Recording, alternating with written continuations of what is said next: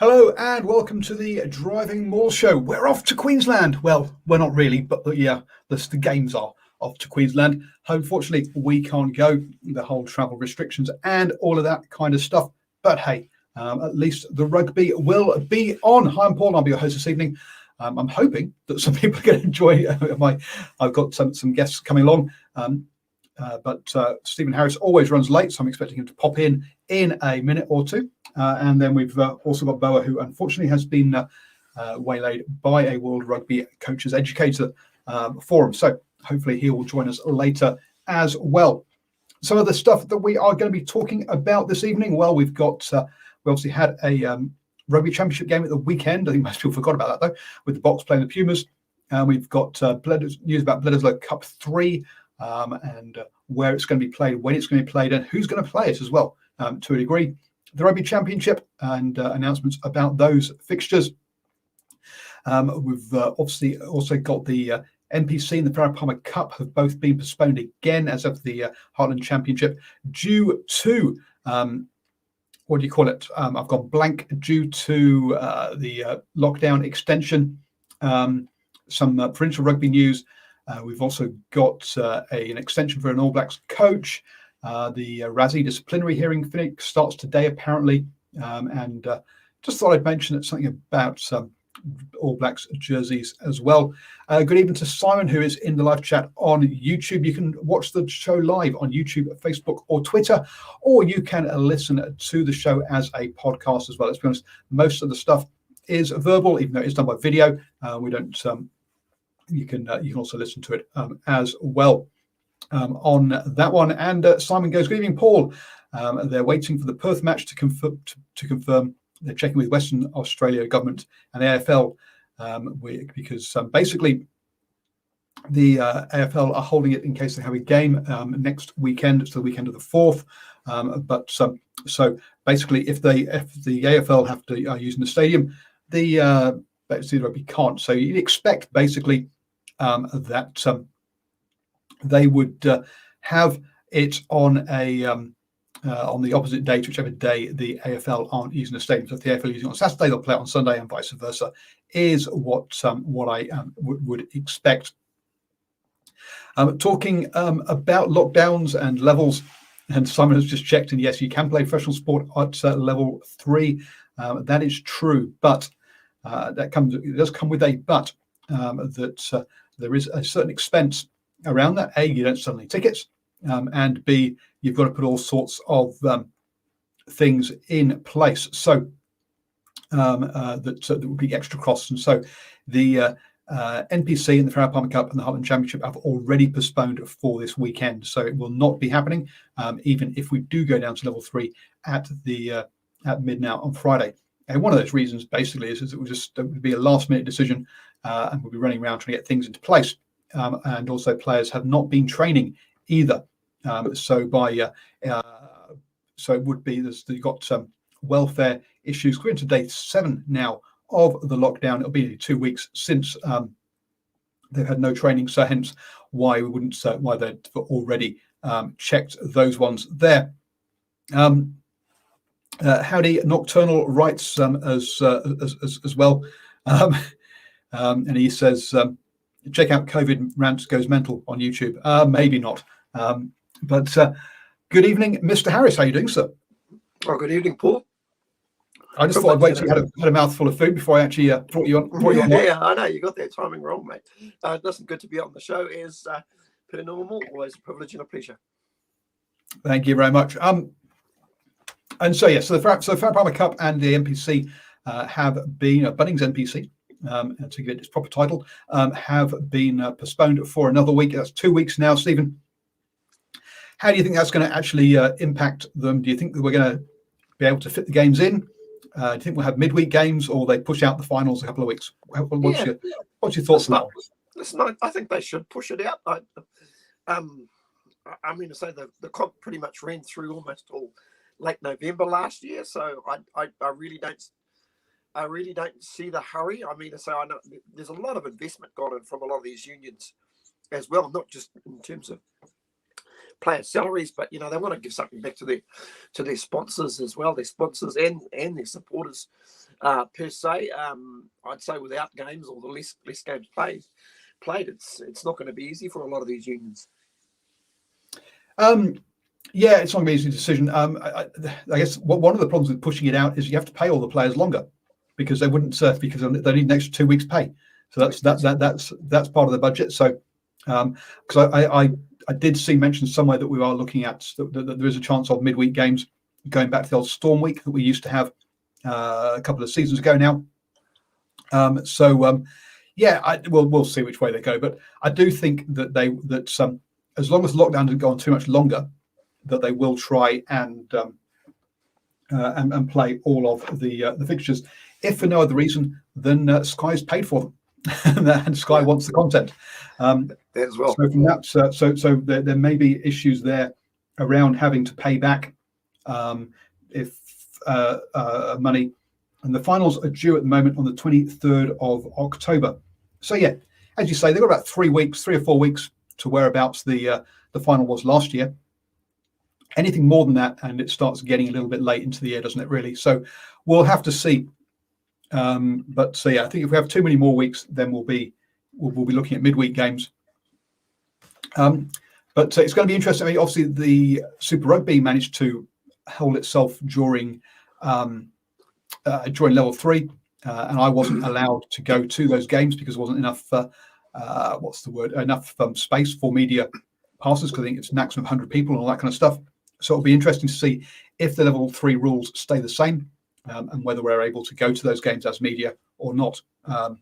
We'll have to see at that. Not talking about Super Round. I don't think we'll have a Super Round in the same way that NRL do it, which where they have all the games in one place. But I do think we will have probably what they call Storm Week, where you have 2 games in a week. So play a bunch of games on Wednesday and Thursday night, or Tuesday, Wednesday night is my guess. But it's all guesswork, isn't it, Stephen? Yeah, very, very, very much so. I mean to say, we're pretty much bounded by whatever the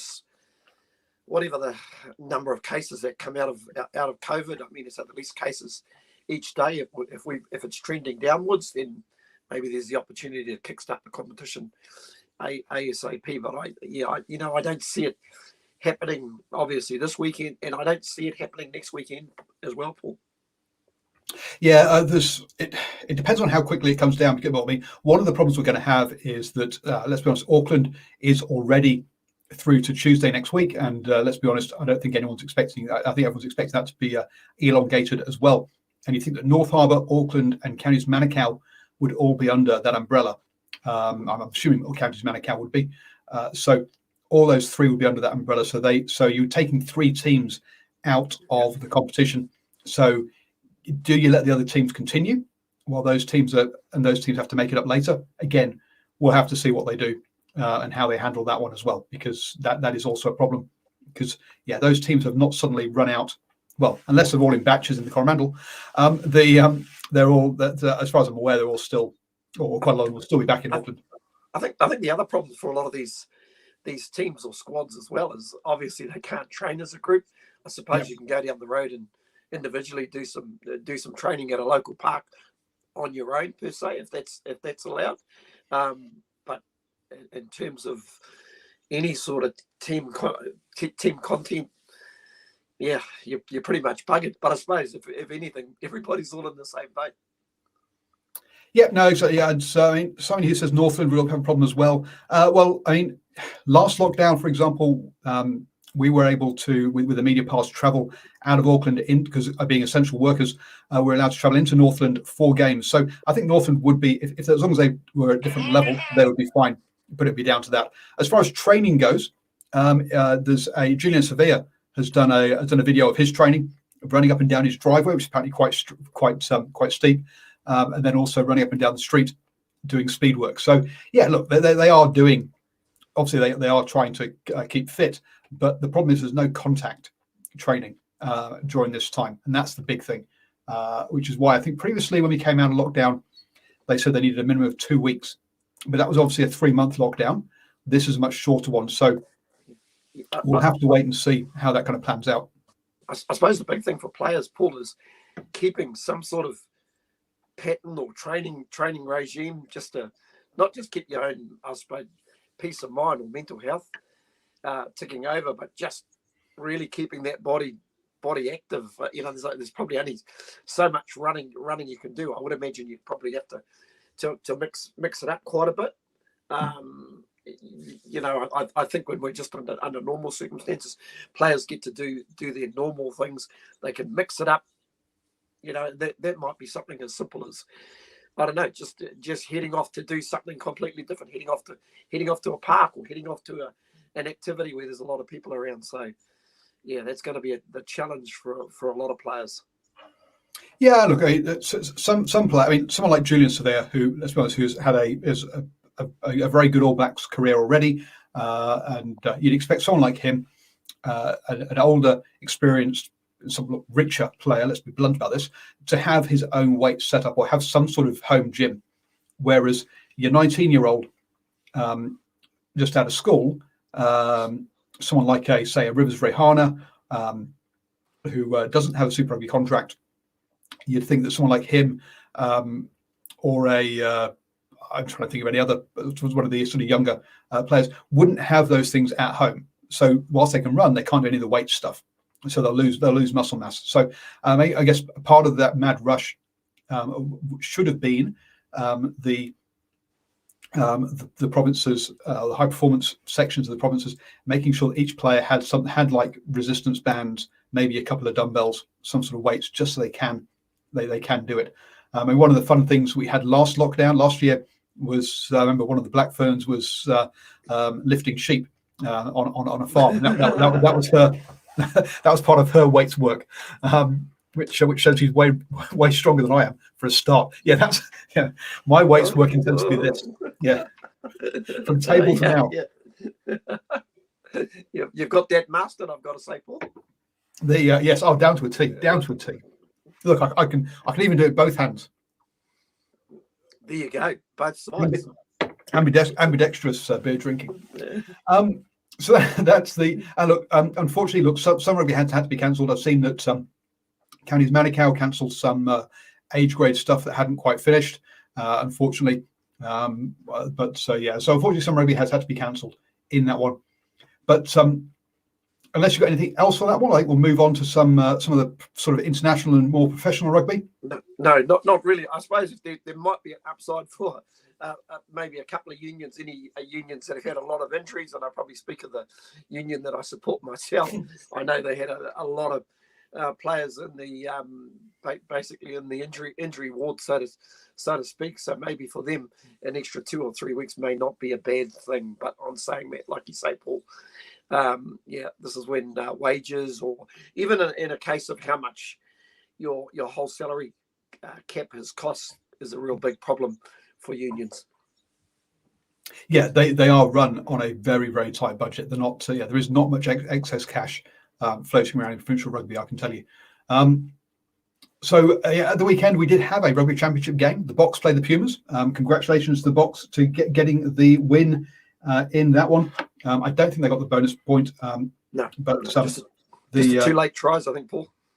But they did get the win on that one, which is so congratulations to them. Look, the first half knocked over penalties, took a 15-3 lead, built that lead, let scoreboard pressure take effect in the second half, scored a couple of nice tries, and you got to say, very professional game, well played, and actually a nicer game to watch than the Lions games, which were horrible. So a bit more rugby in this one.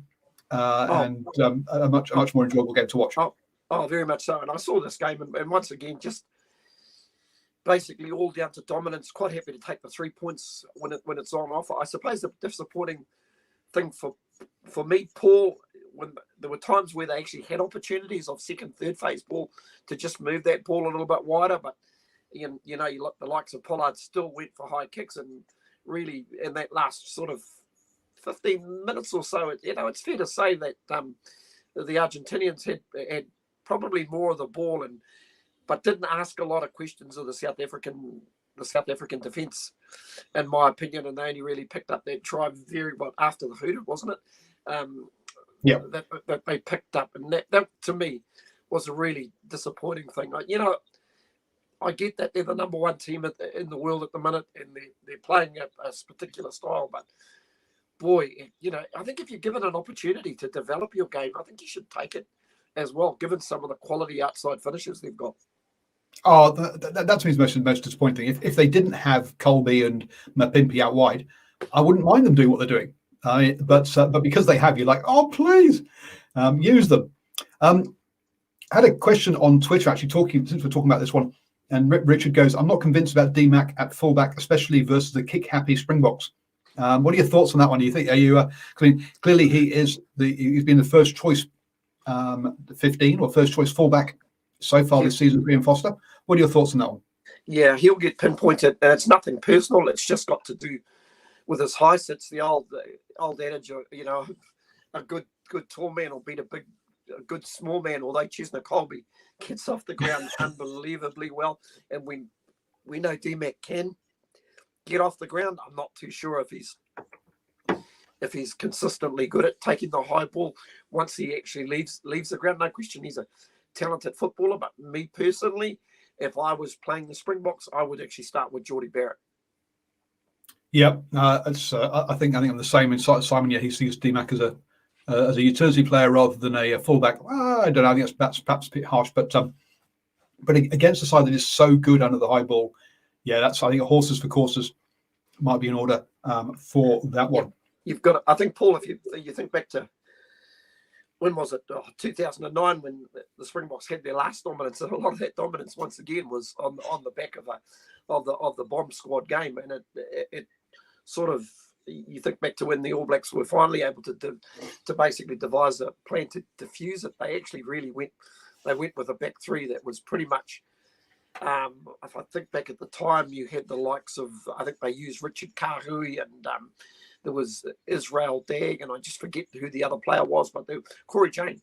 Yeah, and they were all really good under the high ball, so you immediately diffused that game. But on saying that, you don't want to totally lose that balance of attack as well. Yeah, no, it's going to be interesting to see how that combination is. I mean, I wouldn't be unhappy with the Geordie, DMAC, and even sort of like a George Bridge or something like that, or who are all kind of fullbacky kind of players. But obviously Sever Reece looks like he's the guy on the left wing at the moment. I've gone blank. Who's the guy on the right wing in the last game? Was it Will Jordan? Well, I think Will Jordan. That's it. Yeah. So I would be surprised. I wouldn't mind having sort of Will Jordan on the left, Dane McKenzie on the right wing, and Geordie Barrett at fullback. To be honest, but against the Springboks, but I can't see them going that way. I think we'll see. I think we will see a Will Jordan on the right wing because of that. Talking of sort of All Blacks selections. It looks like the Bledisloe Cup is going to be not this weekend, but next weekend in Perth. We're waiting on AFL to decide when the stadium's available. But I've heard reports that Sam Whitelock and Aaron Smith will probably not be travelling, as they've both got young kids, or both got partners who are imminent to give birth. I've also heard that Richard Mwanga might miss that game as well. Now, if you've got Sam Whitelock and Aaron Smith missing, those are basically the guys who were captain for the last couple of games this year. Who would be your third captain of the season for the All Blacks? I would imagine you'd probably be looking at somebody like Cody Taylor. Probably comes to mind. Has Cody Taylor ever captained the Crusaders or Canterbury? Well, he has. I think he was the skipper of the Crusaders this year, and I think he might have been the skipper in the. Actually, he might have been skipper in both competitions. I thought Scott Barrett was captain this year. I think I think Barrett might have got an injury and was out for a bit. So I think Cody Taylor took over the captaincy of the team.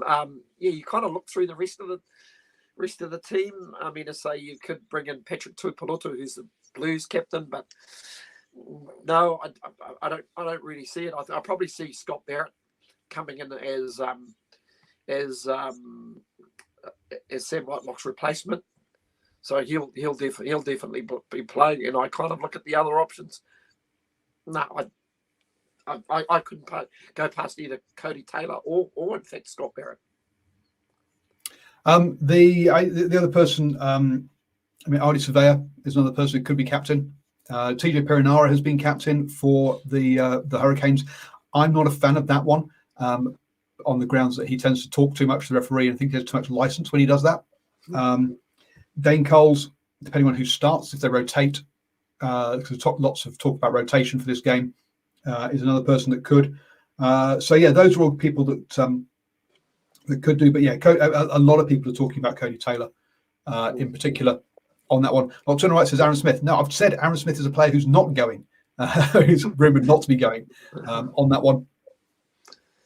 Interesting one. Apparently, there's been some stats analysis on the loose trio and saying that Akira Ioane doesn't make enough tackles and Sevilla misses too many. And Papali'i is used too much as a tackler. Look, when you think about the balance of the first choice back row, basically when you have Sam Cane in there, that is Sam Cane is a 15 tackles a game guy.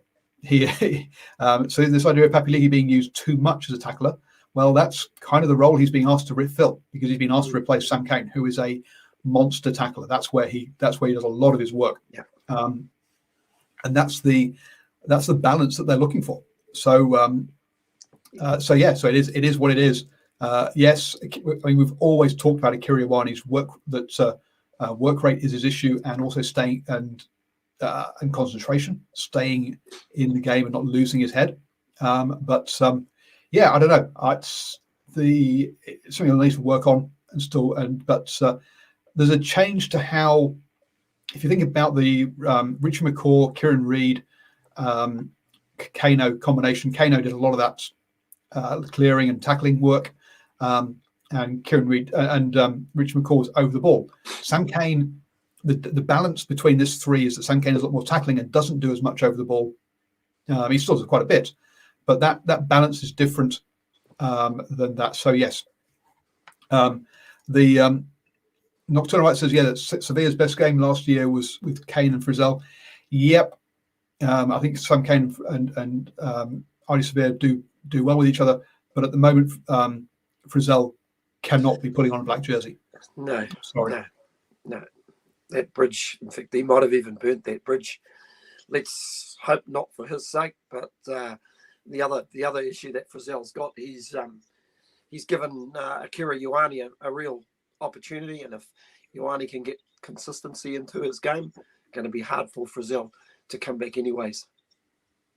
Absolutely. And Boa, good to have you to join us. Hope your World Rugby conference call was interesting and good for you. Well, it was. Look, my apologies. It was a bit of a last-minute thing with the current prevailing situation with the lockdown. Just making sure that everyone is up to speed with any potential return to play protocols.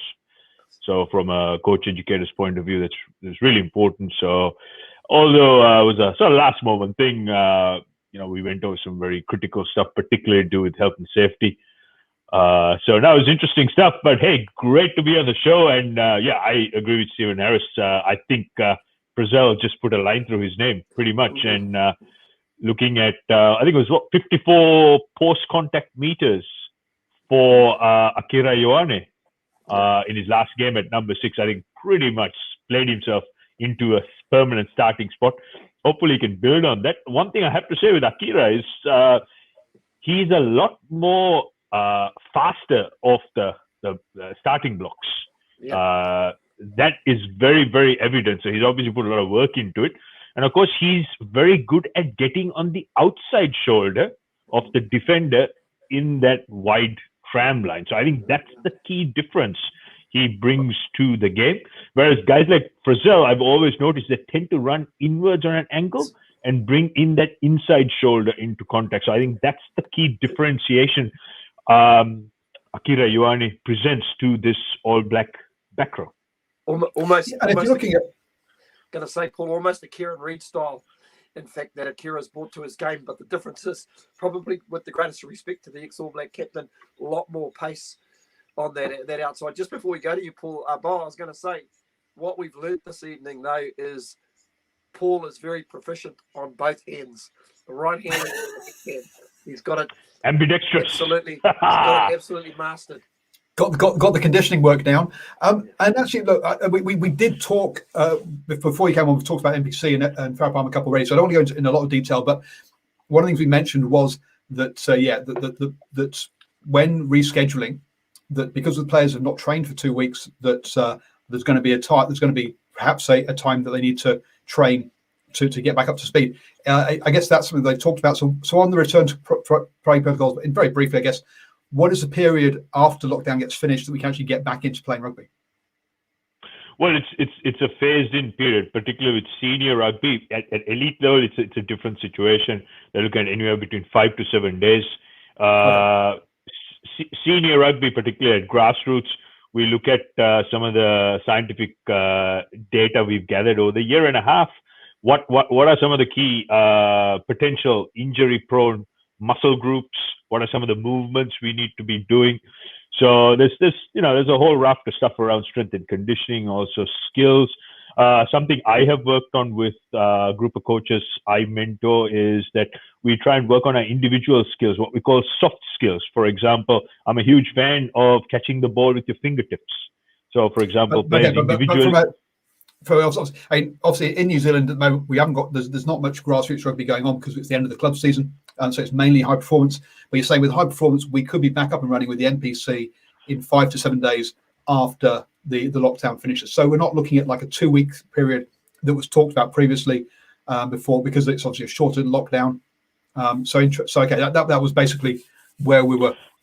12 to 14 days, ideally 12 to 14 days before we transition into contact at elite professional level. At elite professional. Okay, so folks, if you think we've already missed 2 weekends, the chances of NPC and Farah Palmer Cup games the weekend of the Bledisloe Cup, so the 4th of September weekend, is unlikely because that's 10 to 14 day thing. And remember, it's got to be level 2, minimum level 2. No, I thought professional rugby could return at level 3. No, level 2. It has to be level 2. Those are the guidelines which we've been presented with locally. Oh, okay, interesting. Because Super Rugby, but I guess the money and the training and the facilities around Super Rugby is different to NPC. So there you go, Simon, who was checking up on that earlier, that it was he believes level 3, but it's level 2, folks. So a while away. It could change. Right now, that's what the government has given. I think one of the things we can say is that everything can change. And we've seen that in the scheduling of the Bledisloe Cup and the Rugby Championship, as what has been up, what has been said, and what has been and what has been the truth one day isn't necessarily the truth the next day, and that keeps changing on a regular basis, either because people's perception of truth changes, or because what we understand, or because things have been arranged and organised. So Perth next weekend. Boa, between Stephen and I, we thought that Cody Taylor, Scott Barrett, Artie Surveyor, perhaps TJ Perenara are the most likely All Blacks captains, with Aaron Smith and Sam Whitelock not travelling or unlikely to travel at this stage. As I say, everything's up for change. Your thoughts on All Blacks captain? I'd go Artie Surveyor. I think for me it's a very easy, straightforward pick. Particularly because he's starting to play himself into form, and I always like to, from a personal coaching point of view, I always want to see a back row forward as a skipper, because I think whenever the All Blacks have had a forward, particularly a back row forward as captain, we've always had real menacing sides which had a lot of mana. So that's a bit of a personal preference, a personal bias as to who. But again, guys like TJ Perenara, wonderful candidates, wonderful ambassadors. But yeah, I'd go with Artie. Okay, Cody Taylor seems to be the favourite online, but we'll see. I've always been a fan of second rows being captains, because they're higher than the other person, and when it's a coin toss, they can look down and go, "I'm the boss." That's a good angle. Like, you look at the Colossus, Alan Wynne Jones. No one's taller than the guy. Oh, so look at the Lions, Alwyn Jones. Prior to that, we had Paul O'Connell, Okay, we also had the Welsh skipper gone blank as the flank was in there, but before that with Martin Johnson. Martin Johnson, Willie John McBride. Look, it's historically Lions Test captains are locks because of that. That's right. No, but I mean, like I said, I just feel if we look at some of our best back row forward / captains, Buck Shelford, and then recent past Kieran Reid. I think there's a bit of a trend there, and I just feel that the All Blacks as a team and as a culture respond very well to that.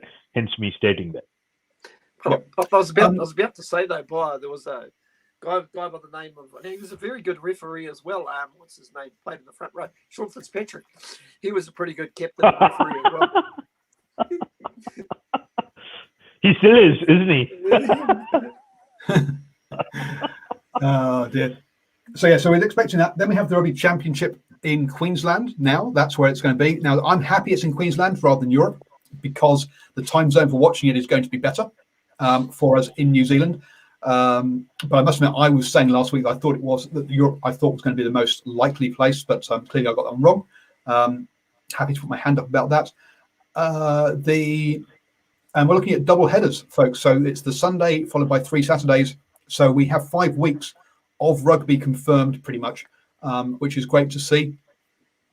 Now everybody's kicking off that these are going to be double headers, and that the 100th Test between the All Blacks and the Springboks will be a warm-up game for the Wallabies versus Argentina, and they should be put the other way around. I'm like, guy, oh come on!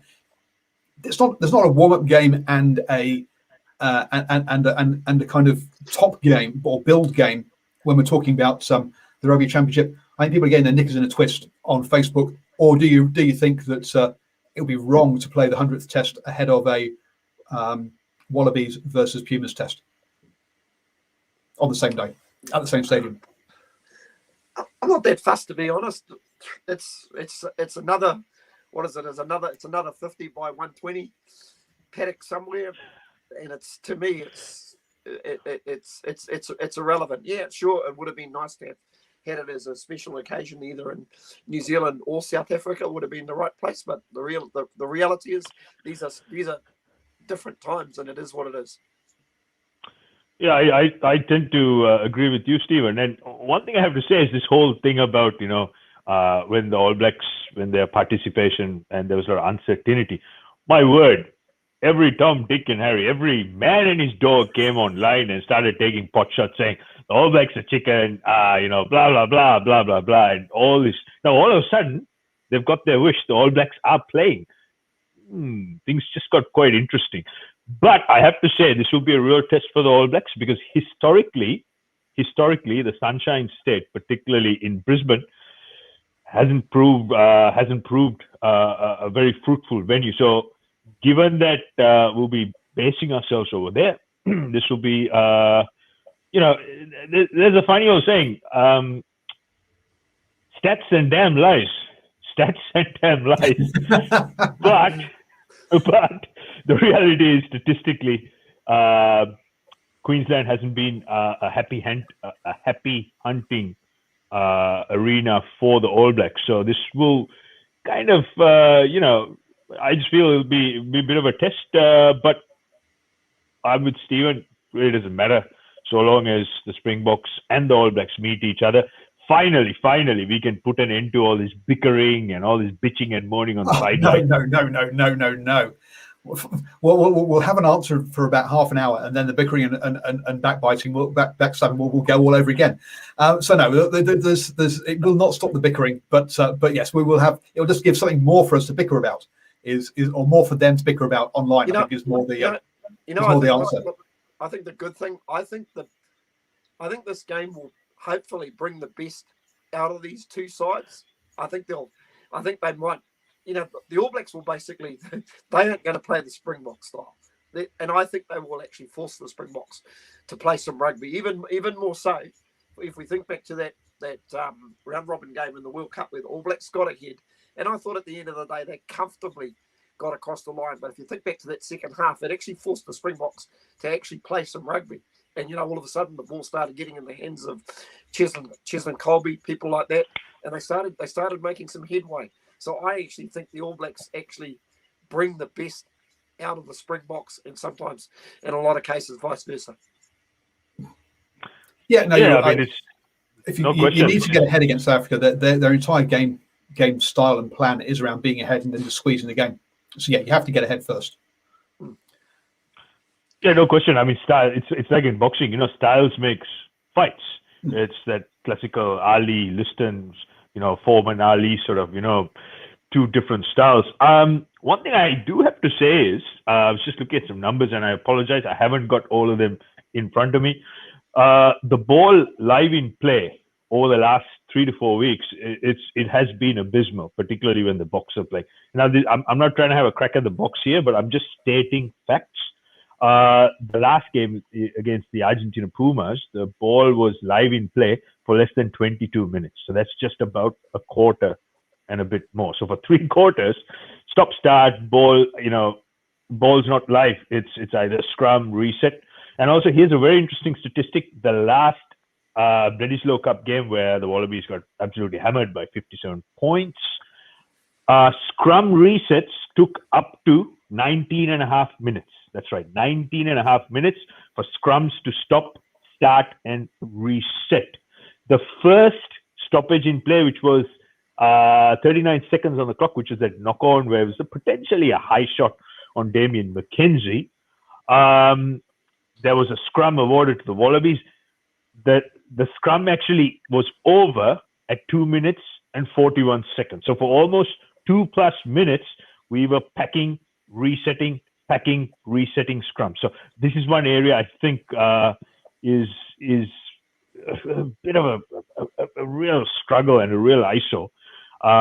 World Rugby are trying all their tricks in the book, trying to change rules, bring new things, but we haven't solved the obvious elephant in the room, which is scrum reset. So this sort of thing will actually favor the Springboks because, as you know, they are world beaters at playing thriller minute rugby, not. Whereas with the All Blacks, it's all about keeping the ball live in play. Yeah. Average test ball live in play is usually about 32 minutes.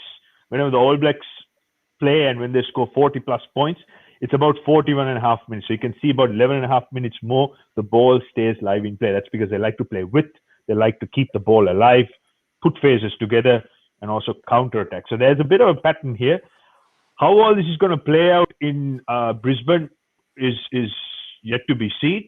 However, there is a third wheel which I need to talk about, and that is going to be the refereeing. So hopefully we can put all these little kinks out of the way.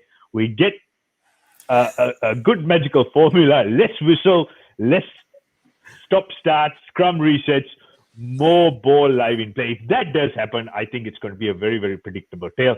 All Blacks will romp home very, very comfortably. Well, I was going to say, LB, we're not being big-headed, but then Boa goes and says romp home romp home easily. So before that, Stephen was saying... No. So that's what the statistics suggest. Whenever it's a stop-start, yeah, that's when it favors the Springboks. So those are facts. LB, what Stephen was saying earlier was that basically the two sides bring the best out of each other, and we should see good games. I don't see how that was big-headed. So yeah, no, it'll be good. We're really looking forward to it. Two best teams in the world going head-to-head should be an absolute cracker for that. So really looking forward to those games. As I say, Pearce. So look, there has been a whole bunch of chat online. You're quite right, Simon, about the All Blacks versus Rhodesia. Obviously, folks, Rhodesia being the old name for Zimbabwe. I'll be honest, I've got a clue about that game as to who won and who didn't. And I don't really care back in 1947, to be honest. So I've just ignored that talk. Aaron apologises. He was watching the 1996 game between the All Blacks and South Africa, which is why he was late. Perhaps he could go back and watch the 1921 game that was held in Cairnsborough as well, the first one between the All Blacks and South Africa. I'm assuming there isn't any footage of that one, unfortunately. But wow, it would be an interesting one to go and go and do. Good question, Aaron. Aaron's saying, I'm guessing the referees will be all Australian for all the games. I haven't got a clue on that one. I don't know if any of the international referees are travelling for it. You'd think with 2 test matches back to back, that's 6 officials.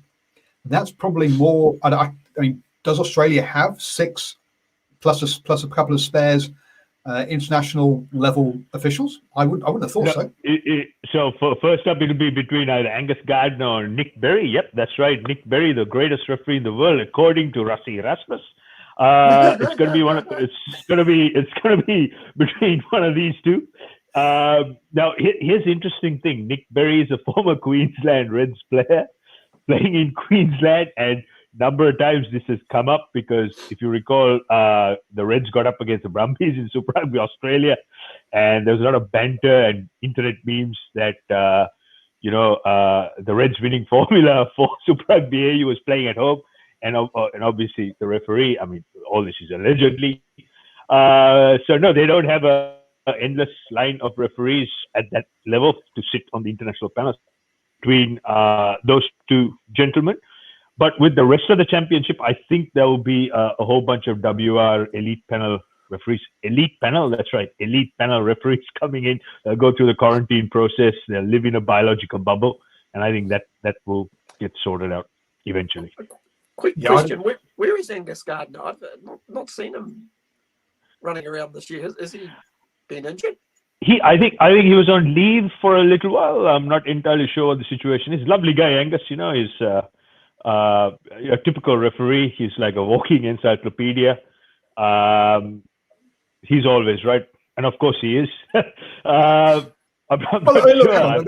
Angus Gardner takes a lot of flack. Cornflake used to call him Angus Gardner because of the cards. But when there was the anonymous poll of all Super Rugby players in New Zealand to vote for the best Super Rugby referee, Angus Gardner was number 1. So the players think he's a good ref. That's got to be a good start. That's why I said he knows everything. That I meant it as a compliment. well, we know we so rarely hear you compliment referees. We just thought it was sarcasm. No, he's a great ref, I have to say. He's very clear. He's good level of communication, good sense of humor, and he's fit and he positions himself in the right place, and rightly so. Players have a lot of respect for the guy, and long may that continue. Yeah, the really good referees look like they're having fun. You look at Nigel Owens, looks like he's always having a good chuckle, good banter with the players, but gets to work when he needs to get to work. Probably Craig Jabir was another referee like that. Looked to be having fun. It's funny how the really good referees do stand out as guys that are not only having fun but are great communicators. Yeah, I mean, a really good example was Peter Marshall, the former Australian referee, someone who I've had a lot of time for, and he commanded respect. He had the right amount of chatter. He didn't try to lecture you or talk you to death, and he understood that it wasn't about him and his whistle. It was about the players, and it was about the audience, the spectators who watched the game, and players were very respectful. It was yes sir, no sir, and off they go. And I've got to say, a group of referees that I really enjoy watching is and I think Wayne Barnes. Despite what a lot of people think about Wayne Barnes, I think he's a great referee, and he looks like he's having fun. He's got great banter with the players. And there's also a couple of young referees that are running around in the Gallagher Premiership that are really good. You may have mentioned one of those referees on our chat board, but boy, they've got some good young guys that are really good crystal clear communicators when they are officiating games. Look, Steve, you hit the nail right on the head. I think there's a really good crop of understudy at that first class level. I think the person you're talking, mentioned was Luke Pearce. I have a lot of time for the young man. Great communicator. And players have a lot of respect. He's very clear with his calls. He doesn't try to lecture people too much.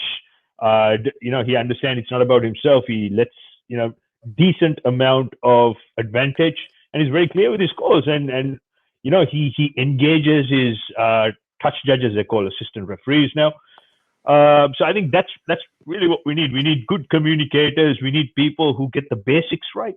I think one of the key issues in rugby is that we're dealing with a ever-changing, complicated set of rules, and you're making me thirsty, Paul. And this is where the issue is. So look, we have some really good referees. What's what I call understudy level. I think these lovely men and women need to be given an opportunity, and we should blood them into test level, because the reality is we've had far too many people make far too many basic errors, and we just keep promoting them over and over and over again, and we see the same errors pop up. So I think it's time we just cleaned up that whole mess, and it has to be merit based, because if players and coaches make mistakes at the elite level, I'll guarantee you they'll be dropped very next game. It's an incredible thing that if you asked me a year ago who were the top 3 New Zealand referees, I probably would have said Ben O'Keefe, Paul Williams, and then, dare I say it, Brendan Pickerel. But right at this moment, like, you could almost flip that on its head and make Pickerel your top whistleblower in New Zealand, and he's not really my cup of tea. I've got to say, I think O'Keefe has the potential to be the best whistleblower in this country. I'm not totally sold on Paul Williams, to be totally honest. I think he misses a lot of stuff. So it's an area of the game in New Zealand that there's a lot of work to be done. Yeah, look, the very simple, the simple fact to all this is, referee education, ongoing training, it's just too complicated. I think, as a World Rugby educator, my view of it is that we're not focusing on the simple core basics of the game. If we get that right, and if we get the very simple cores right, the core part of the game, we're not going to have too many issues. It's just that the most obscure of laws tend to be picked on and tend to be amended, and all these new ELVs, experimental law variations, depending on the competition. Every year there's something coming in, and this is to do with game development. But again, game development is looking at all the obscure areas. Now, I mentioned prior, the scrum resets took almost 20 minutes, 1 quarter in the last Betty's. I mean, it's ridiculous. Every year there's some change to do with scrums. Now, if you recall, there was one scrum where I think accidentally the ball just popped out from the All Blacks scrum, and it straight went into David Harvey. Now, that to me is really, that's how simple it should be. It should be 1, 2, 3, engage, put the ball in, you drive straight. And if you drop it, or if you stand up, you get a warning. Second time it happens, it's a penalty. It's pretty simple. But every year we seem to complicate. Clearly showing he's a backs coach, not a scrummaging coach who would. But anyway, look, I just want to move on from that kind of stuff. Just on lasting referees though, Razzie's disciplinary hearing apparently starts today. So fun and games when we hear the result of that, or how long it will take for that to come out. But we'll have to wait and see on that one. My personal opinion, I think Razzie should be getting a ban from all forms of rugby for a set period, to make a very clear line. But I think the World Rugby has let that horse bolt.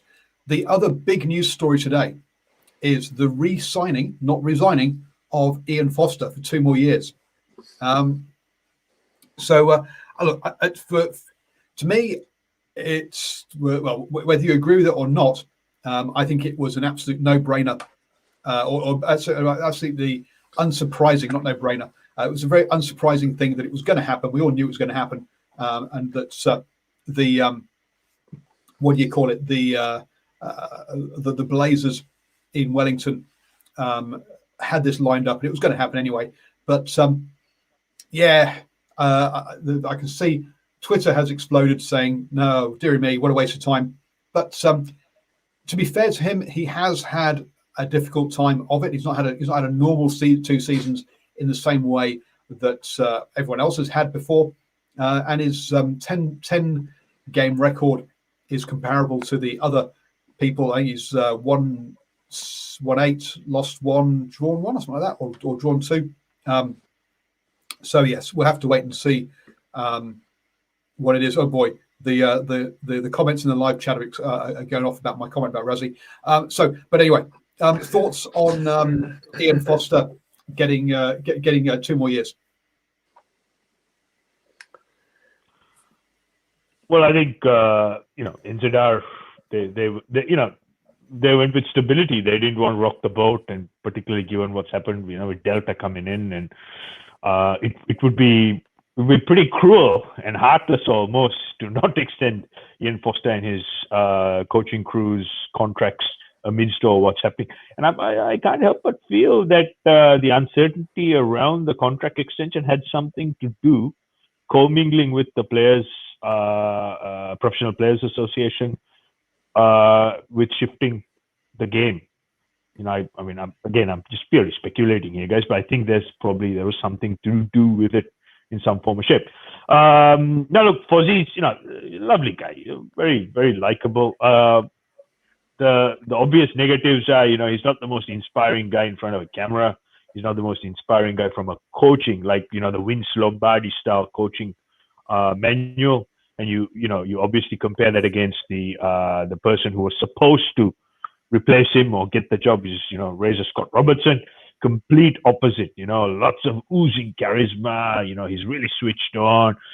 Master, the absolute master of creating team cultures. I've attended a number of level 3 courses for our senior coaches where I was assessing, and we had Scott Robertson come in and present the team culture component. Oh, it was incredible. I recall there's one instance where he took the Crusaders flag and he built up this cauldron of a speech, and he slams the flag, the spear, right in the middle of the ground, and you could feel the adrenaline. You could really feel the adrenaline. So, amazing coach. But you look back at what Foster's done. I mean, we just gave the Australians a 57-point hiding.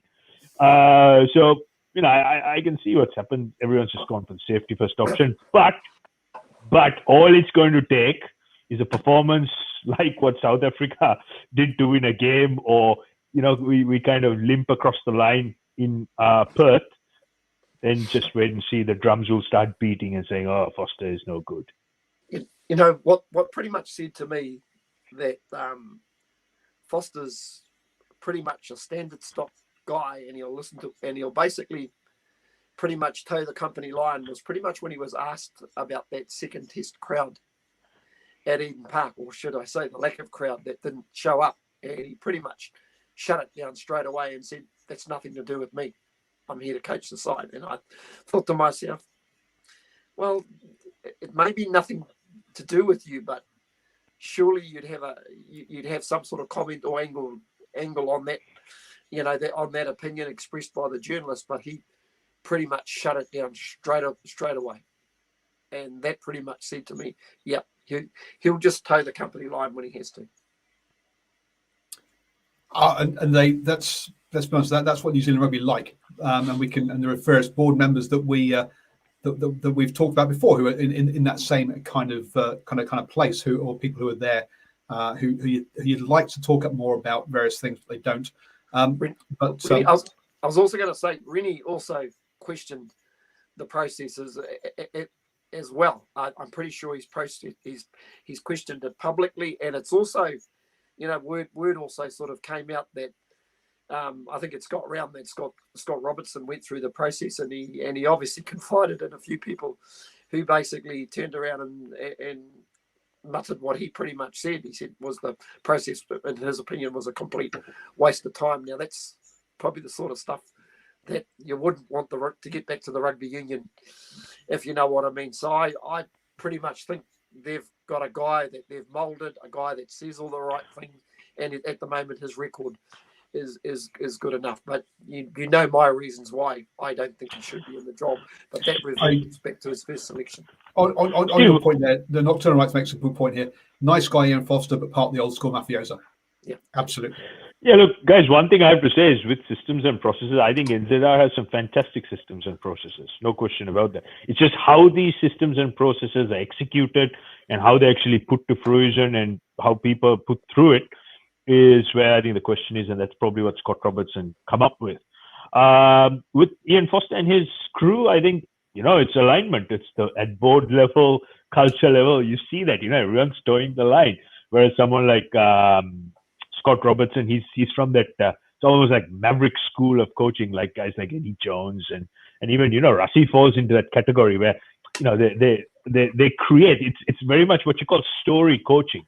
They're they've got a very emotional connection with their group of players, with the group of support staff, anyone who comes into that fold. Whereas guys like Foster, very old school, by the book, and they say do and kind of nod all the right things, as you rightly pointed out, Paul.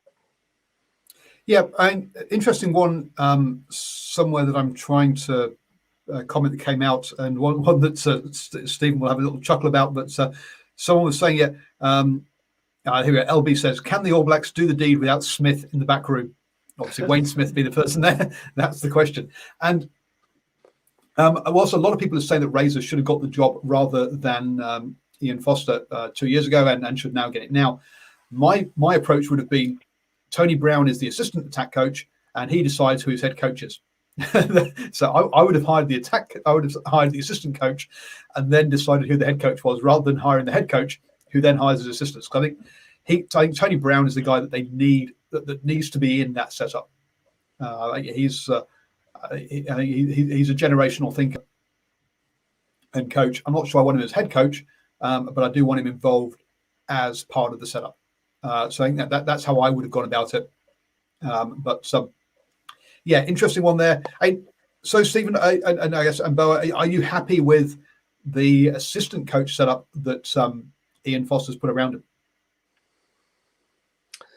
Yes and no. Yes and no. There are some really cool stuff coming out of it, but at the same time, there's few things where, like for example, defensive technique, because you guys know I'm big on defense. We're seeing a lot of inconsistent techniques. Whenever we have a bad game, it's all to do with the entry point and how many missed tackles we have, and we don't tend to front up physically. Fast forward 1 week, we wake up, we come out of that shell, and then we just go absolutely smash everyone, and we put 57 points on the board. So there's a bit of inconsistency there, and I think that has a lot to do with the support staff, with the culture the head coach creates. Whereas if we had a head coach who had that real vibrant culture, who bring that real charisma on, we may not necessarily see that level of inconsistency.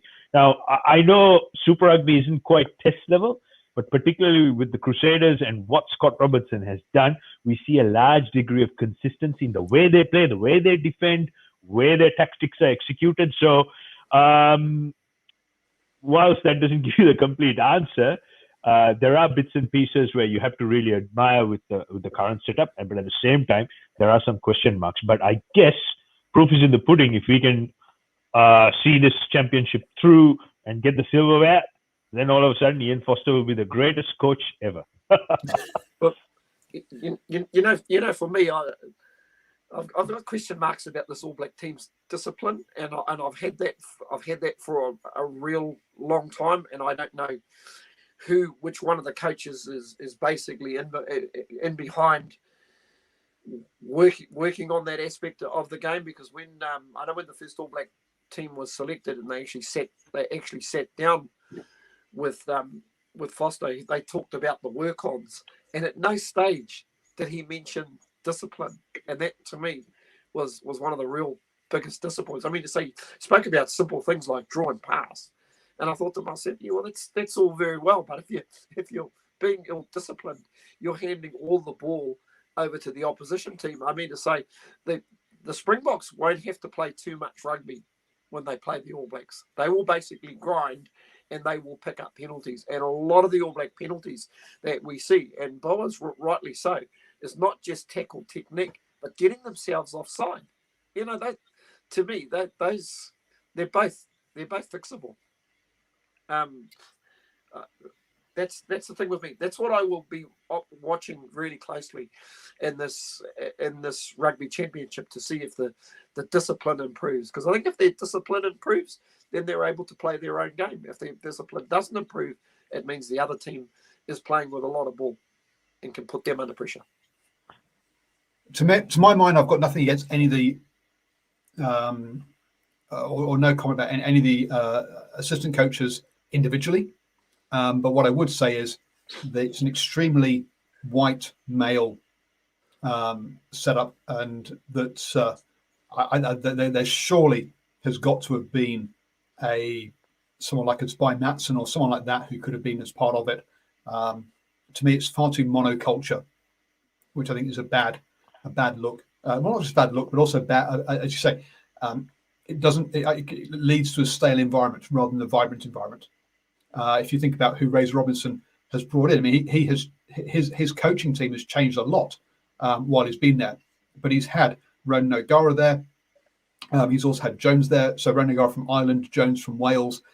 He's had other cultures, even if they are the same, even if they are white guys, but there's been different cultures in there, which who they're learning from, and who are also learning their tricks. But I think it's just too monoculture for me. The coaching setup. That is a great point. That just shows you he's actually had the ability to bring other people on board to actually keep the back staff basically freshened, if you know what I mean. So you've got to give him big ups for that, and no doubt the likes of O'Gara and Jones would have brought a lot of ideas from the Northern Hemisphere, and I think that's a great involvement for a coach, as opposed for the coach who basically will stick to guys that he knows regardless of the results. Yeah, Yep. Great points. Absolutely. And also, I just want to make a note, the live chat, LB makes a very good point. Last game, Argentina and Springboks. Oh, those terrible penalties. I think what we're seeing a pattern where teams are more than happy to take the easy, or so it's what I call the tap out option, where they give up the penalty, they give up the 3 points, because for whatever reason, referees are very hesitant to dish out yellow cards for ill discipline, particularly in that first and second quarter, i.e. the first half. So most teams continue to do this, and they get away with it, and they're more than happy to give up 3 as opposed to 5. And that's actually what's holding the evolution of Test rugby going forward, although all these new rules are coming in. And again, that's something which might need to be looked at, particularly in the championship, where I dare any of these referees to say, look, guys, second, third infringement, if you keep doing this, I'm going to the pocket, and then this will sort out a lot of things. Paul, great point about the culture. But again, this goes back to what I was talking about, that alignment between at board level, strategic level. You walk into NZR, it's just, it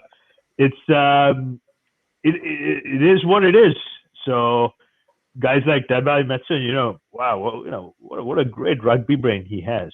Guys like Clayton McMillan, amazing coaches. We have some fantastic talent on this. It's only a matter of time before, hopefully, we do see some change. And with Ronan O'Gara and Rez Robertson, I think Crusaders, particularly their kicking game, really improved tremendously, leaps and bounds, with O'Gara's connection coming on. Steve. Paul, here's a quick thing to ponder. I was reading, obviously, a bit of the social network when this was announced today that Foster had got the job, and obviously there's a lot of people in the pro Robertson camp or pro whatever camp, but something that came out from a few people was Scott Robertson lacked international experience. Now, the only thing I want to say to that is, had Russie Rasmus had international experience before he got the Springboks?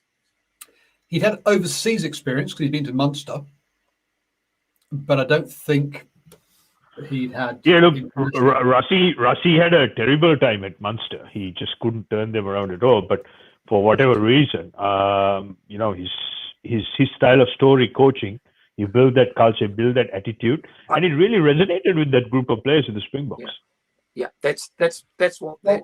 That's what you say that, but I mean, Munster were more than happy to. Munster were upset that he left. They wanted to keep him, so they thought he was doing good things, but it just hadn't borne fruit yet. So they liked what he was doing. But you know what? I like Boer's point, how they were. I mean to say, he was no mean Springbok himself. So I think there's a lot of respect from the players, and that group of Springbok players is still young enough to know who he was and what he was all about, and they had that respect for him.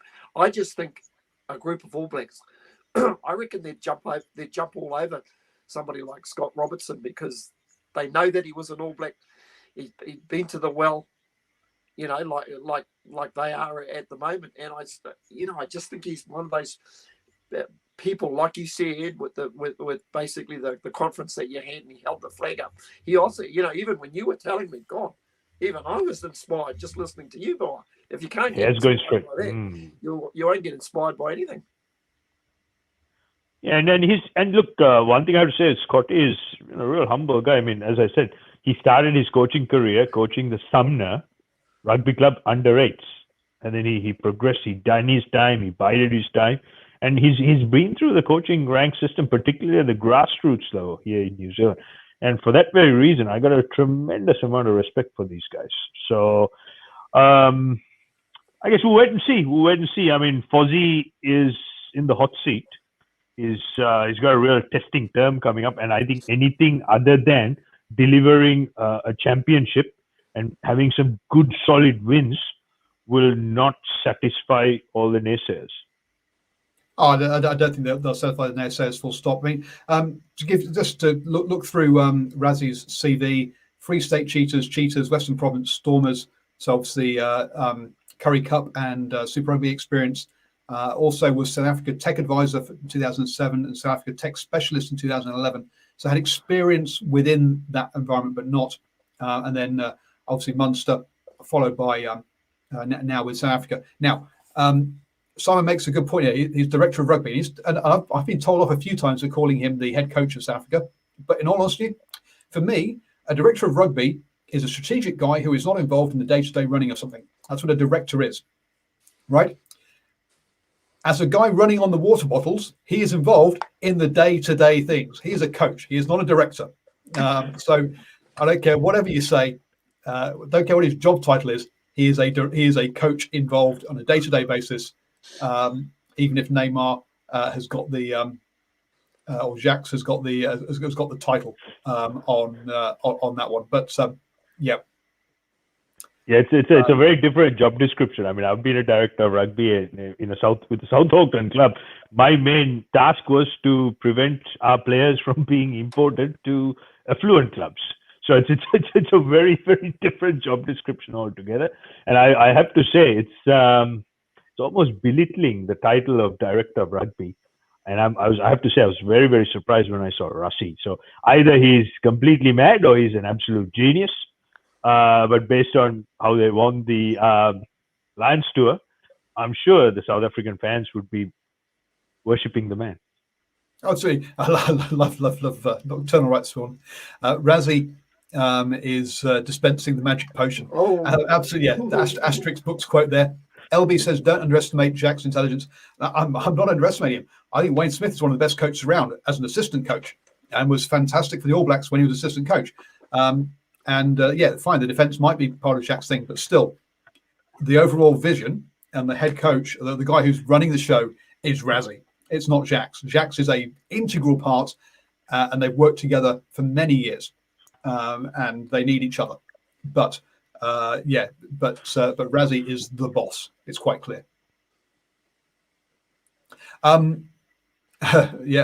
the director of rugby the tracksuit. Well, yes, exactly. He's a coach. It's micromanaging right to the bottom. And to respond to what LB says, yeah, absolutely. Jacques Nienaber is a fantastic technician and a tactician. But what Rassie is doing is completely overshadowing him, and he's just someone who happens to be somewhere, although he's the head coach. So I think this is where the real danger is. And if the Springboks come unstuck, this is one area they will have to really inspect, because if you looked at the British and Irish Lions, all three tests, basically everything was being spoon-fed literally from the sidelines. Every little detail was being micromanaged. So this is where the issues will pop up, and particularly if they come up against a real game face All Blacks team, and if they have a bad day in the office, questions will be asked, particularly in this area. Yeah, well, I think for those two, they come as a combined package. They're both Munster together. They've worked together for many years. I can't see Rassie getting rid of Jacques and bringing another head coach, because they are it's to me. And look, this is obviously from the sidelines, from the other side of the world, making these comments. But for me, it looks like that they're a package deal that comes in. and I say they need each other. It is shared success between the two of them, and they are very successful as coaches. Don't get me wrong on that at all. We're overrun, guys, and we've not even talked about one of my topics. There's going to be damning of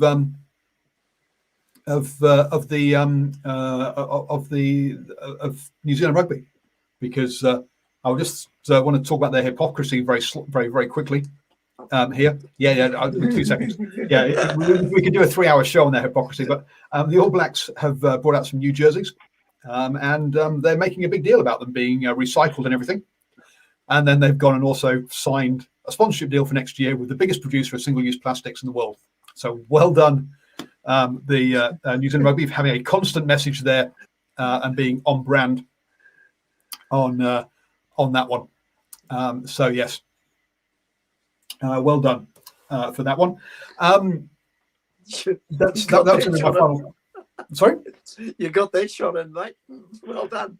Oh, well, you can't argue against it, you know. No, you can't. You can't. It kind of doesn't make sense. It's like what I call, or you follow the dollar. And look. Woke capitalism. Don't look too closely. I recall John had told me off once, long time ago. He said, "Son, don't try to sell a Bible in a brothel." That's what this sounds like. And he got right through to me, and I was like, "Yep, okay, you got me there." Didn't the jerseys rip up? The jerseys did rip up as well. That's very bad. That was very bad. Aaron's saying it's all about balance. Yeah. We'll throw it away, then we'll pull it back and recycle it. Yeah, absolutely.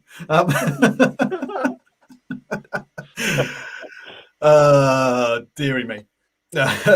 Sonia, at the end of the day, evil people have money. You just take their money off them. Anyway, whatever, guys.